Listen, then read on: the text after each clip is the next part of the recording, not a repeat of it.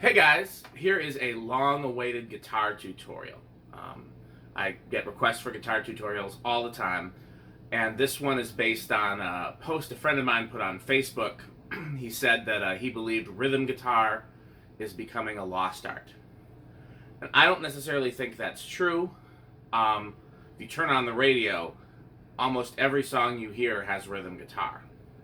It's very much in demand. If you're a recording or session guitar player, touring guitar player. But I do think that younger learning musicians aren't always learning it. I think it's kind of a lost art in that regard. It's not glamorous. You don't get the shine playing rhythm guitar. Guitar is not really the popular instrument anymore anyways, and for those who want to play guitar, they usually want to shred. It's very hard to name people that got famous playing rhythm guitar. You pretty much have Catfish Collins, Nile Rodgers are probably the biggest two. So we're just going to go over some basic pointers to playing rhythm guitar, because if you are a guitar player and you can do rhythm guitar well, it will get you work.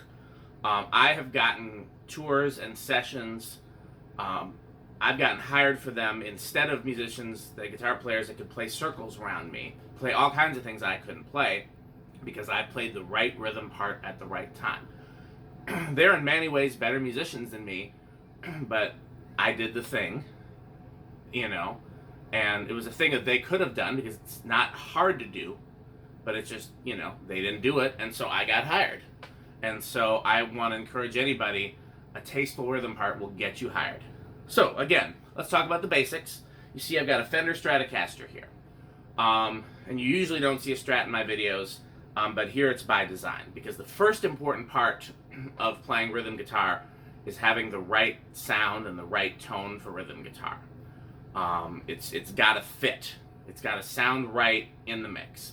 And you can use just about any guitar and you can use just about any amp, but if you don't know how to get that sound, here's a very easy way to get that sound. You get a Fender Strat, any Fender Strat, Squier, Custom Shop, whichever one you like.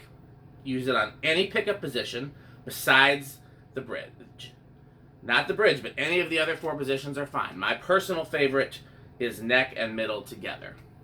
But you can, again, any pickup position other than bridge works fine. Dime the controls, meaning turn them all to 10, and plug it into a Fender twin reverb, which, again, if it's not an amp you have or an amp you can afford, just go down to your local music store and play with it until you're familiar with the sound, and then you can get that sound on any other amp. But you plug into a Fender twin reverb, turn the bright switch on, and turn all of the tone controls, bass, middle, and treble, to 5. Turn reverb off, turn the tremolo off. I have the volume on about 3.5, but really anywhere between 3 and 5 works. No effects, no gain, no distortion, no delay, just straight clean. Now again, you can play rhythm guitar using all this stuff. There's plenty of examples of rhythm guitar with reverb and with phaser and with delay and with effects, but just for getting that core sound, this is where you want to start. Fender Strat, dimed, any pickup other than bridge alone, into a twin reverb, all the tone controls at half, all the effects off, and the volume, let's just say 4. 3 or 4 or 5. And so what I have here, that's what I have here.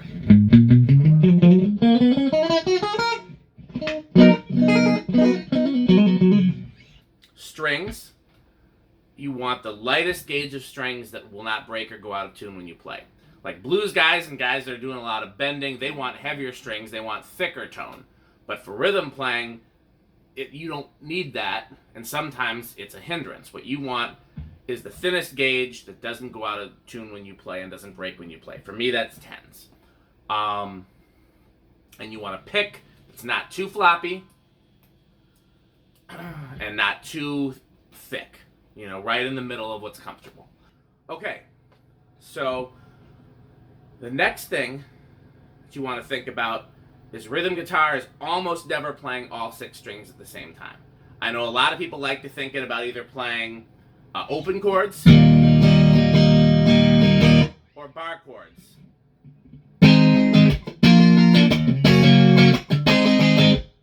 But it's almost never that. playing rhythm guitar, you might just play one note at a time, or 2 notes at a time, or 3, or 4, or 5, but it's very rarely all 6. The next thing is you want to leave a lot of space in your playing. So again, just to use the examples I gave you before. So I talked about the... That's not going to work in most cases for rhythm. Even if you're... It's got to have some space. I'm still doing the bar chord because I haven't moved on to chords yet, but just you want to leave space. You want it to be some muted sounds in your playing, and you want to have some syncopation. So again, here's the same. I'm just for example's sake, I'm barring an E shape, so we're playing essentially an A chord. I tuned down a half step, so it's an A flat. So again, here's just playing it, which is gonna just be way too much to fit in the mix in most cases. But you do the same thing. And again, I'm muting it. I'm putting some space in. I'm putting some syncopation in. I'm only playing the top 4 strings. You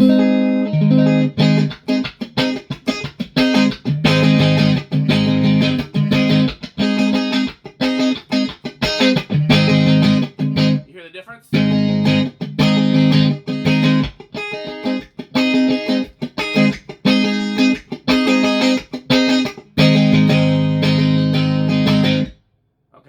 So that's the second step, is leaving some space, muting it, leaving some syncopation.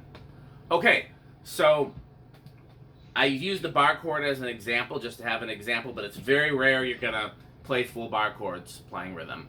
Only example I can think of is...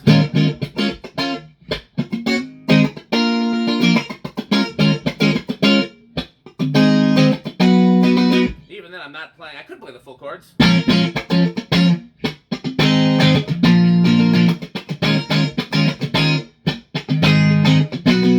But that's rare. Most of the time, you're only playing a couple notes. So I would say the most common, easiest, first step starter rhythm guitar chord is just a 4-note E minor 7 shape. So if you think about it, here's your E shape. Here's your E minor. Here's your E minor 7. And if you move that around, I'm just going to stay on the 5th fret because I like the 5th fret. So now let's say you're only going to play the top 4 strings. You don't need this finger. So all you're doing is just barring across those 4 strings.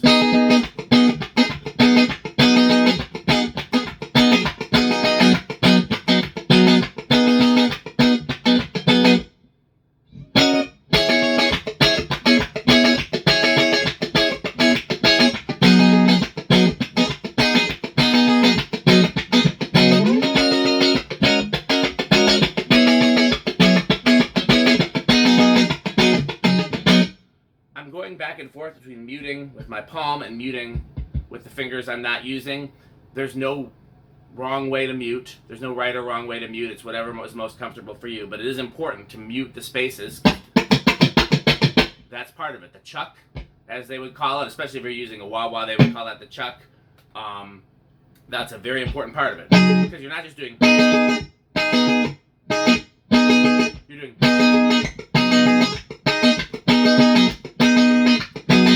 So those muted notes are just as important. They're creating the rhythm. So again, you can mute it with your palm. You can mute it with a finger you're not using. It's whatever is most comfortable for you. So, and you almost never, if you're playing just a straight minor with that shape, you almost never need to add the 5th string. And you definitely never need the 6th string. Because even when I was playing rock with you before, I'm just doing the first 4. So just keep it simple. Just bar across the 4. Very common rhythm guitar shape. Next rhythm guitar shape we'll talk about is using the A minor 7 shape. So here's our A chord. Here's our A minor chord. Here's our A minor 7. Now we're going to move it around.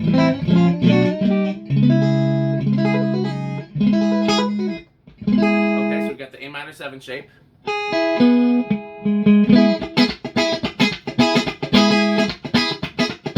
Again, just playing the first 4. Sometimes I can just play the first 3.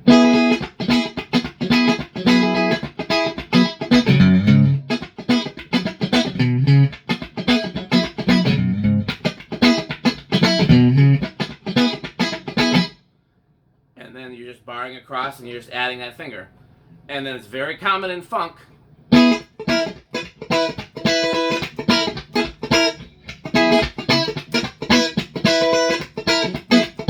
Using that same shape and just adding to it. You can do the same thing with the E minor 7 shape.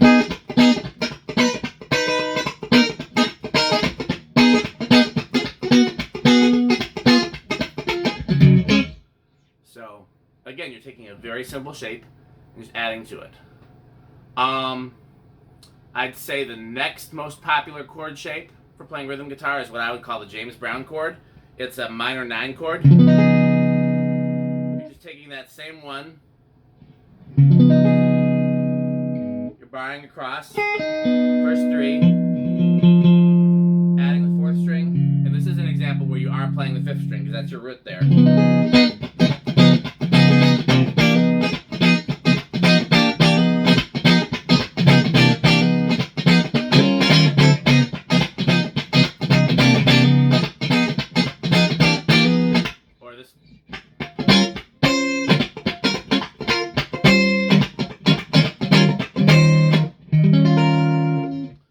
Common shape, and that's actually the foundation for what they call the Hendrix chord, which is that same shape with a sharp 9. There's your shape, and you're using your remaining finger to add the sharp 9. But I say use that chord very sparingly. I've heard a lot of guys overuse that chord, and it clashes because that sharp 9 only fits in certain places, and you don't want to be the guy adding it if no one else is. So that's use that very sparingly. Another chord shape that I like to use a lot playing rhythm guitar. So I don't even know what to call this. You're just doing first finger, and you can use your second or your third finger. I'm using my third finger, so just.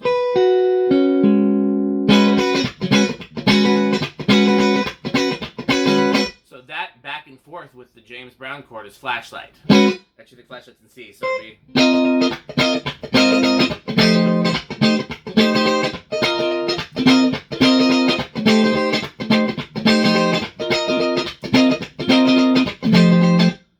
Okay.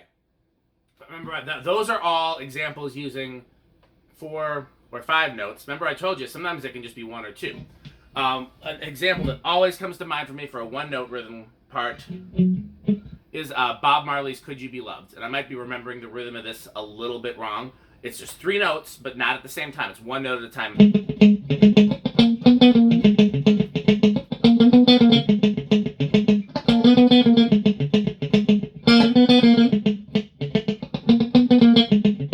It's something like that.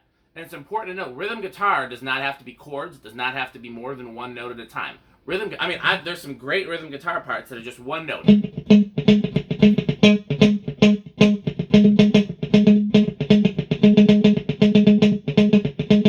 A lot of Michael Jackson songs have just 1 note rhythm guitar parts like that, or just something where it's even simpler, like.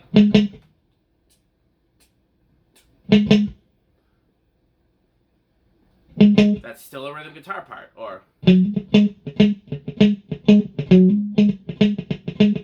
How about James Brown? What is this? Is this Cold Sweat?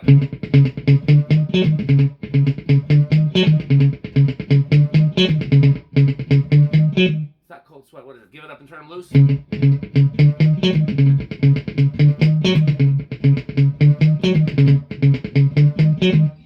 That's rhythm guitar. It's a line. It's a rhythm guitar line. Or there's a couple of rhythm guitar parts in One Nation Under a Groove, but there's one that goes. That's what the guitar does. And the other guitar goes.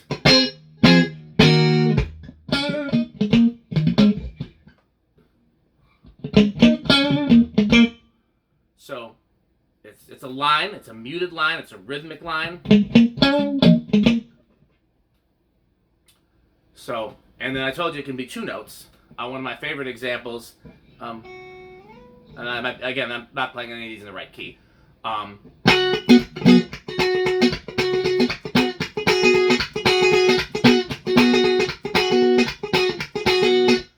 guitar part for Controversy by Prince. It's just 2 notes.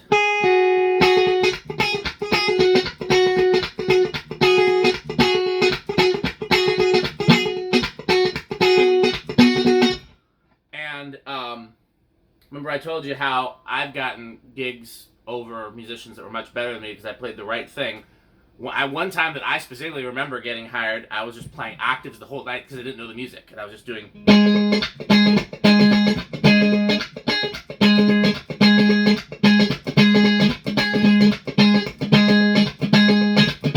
You can play octaves, you just want to make sure it's either using the 2nd and 4th string or the 1st and 3rd string.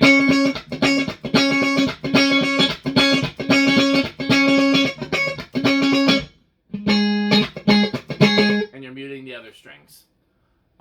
Like Rick James, You and I is an example. Like the introduction to that song is all about that that octave guitar. Prince's I Want to Be Your Lover, all about that octave guitar. Earth, Wind and Fire, September has 2 guitars. One of them is, I can't remember.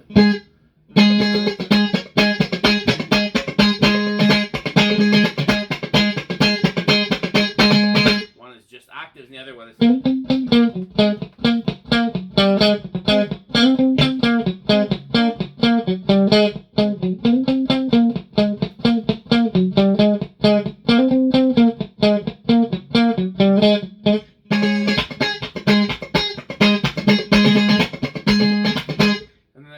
There's another guitar in there that goes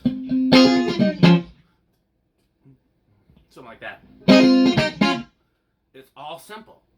And it's that single note line and that octave line that you remember, that when you hear it, you go, oh, that's that song. But if somebody instead of playing the octaves, somebody was playing,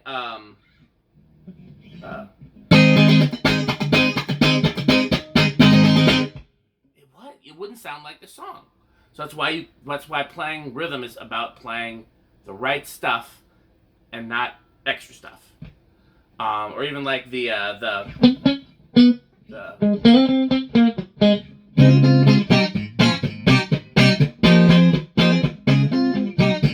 you could do that, but what people that don't know music are listening for is that you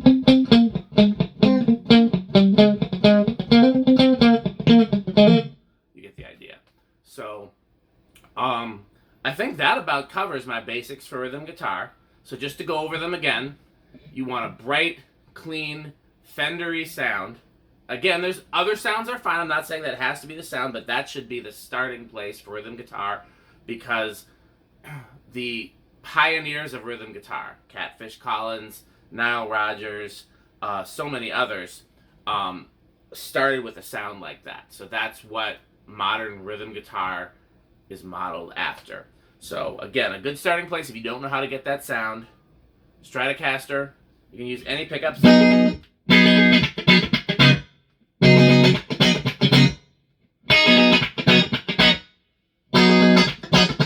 Except not the bridge. I'm sure you can hear why.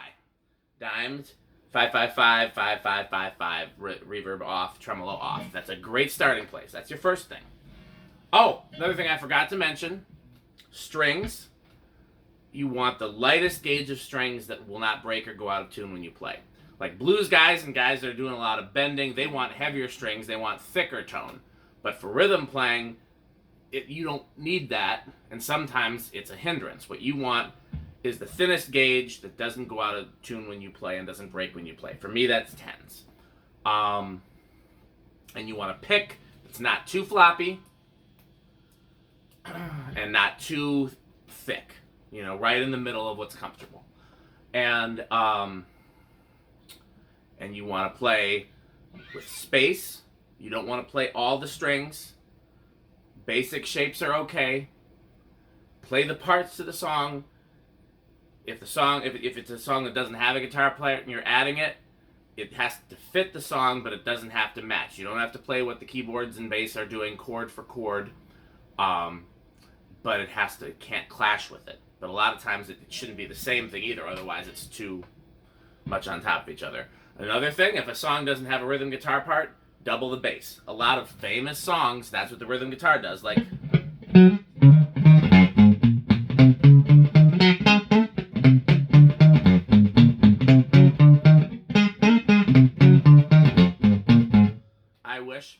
Wonder. That's what the guitar does. Most of that song is just double the bass. And it sounds like a not fun or not glamorous thing to do, but try it. It feels great to play. It adds so much to the song. If you don't know what else to do for rhythm guitar, double the bass line. You can't go wrong with that. Again, clean, effects to a minimum, because again, what you want to do is your rhythm guitar part has to have space in it, and most effects are going to fill up that space or they're going to muddy it. So you always want to start clean and add, not the other way around. That's it. That's my rhythm guitar tutorial. I hope this helped somebody. If you have questions, put them in the comments. I look forward to doing more guitar tutorials in the future. But for today, that's it. So thanks for watching.